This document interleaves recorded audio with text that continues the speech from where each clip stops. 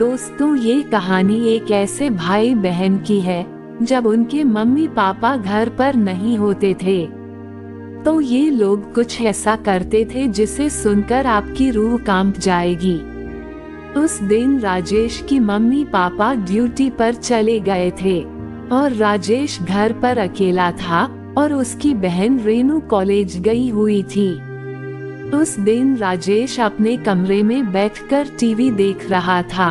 उसी समय राजेश ने बाहर देखा तो उसे काले घने बादल आसमान में नजर आए।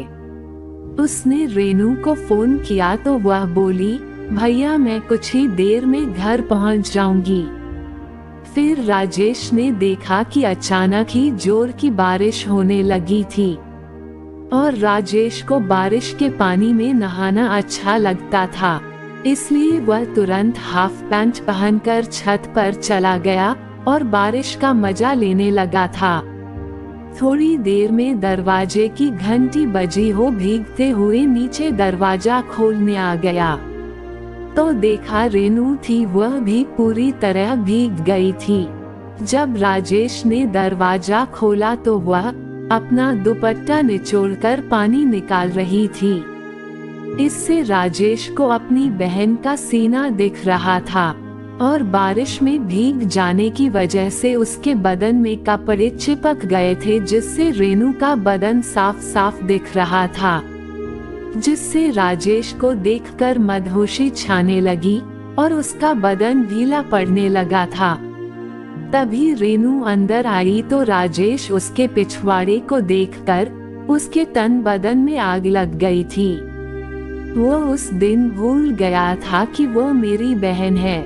फिर राजेश ने रेनू से कहा कि पानी में भीगने की क्या जरूरत थी, कहीं छुप जाती तो रेनू ने कहा घर के पास ही आ गई थी और वैसे भी मुझे बारिश में नहाना बहुत पसंद है। राजेश ने कहा ठीक है मैं छत पर जा रहा हूँ, ये कहकर ऊपर चला गया था और नहाते हुए रेनू के बारे में सोचने लगा। फिर नहाने के बाद वह नीचे चला आया तो उसने देखा रेनू बिना कमरे का दरवाजा लगाए कपड़े बदल रही थी।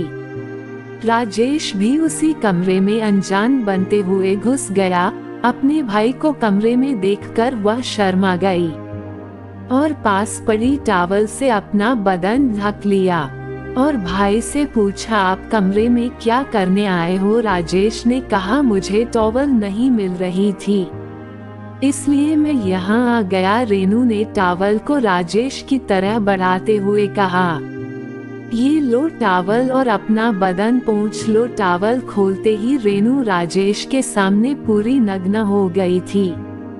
राजेश ने टॉवल ली और रेनू के बदन को ढक दिया और कहा मुझसे ज्यादा टॉवल को तुम्हें जरूरत है।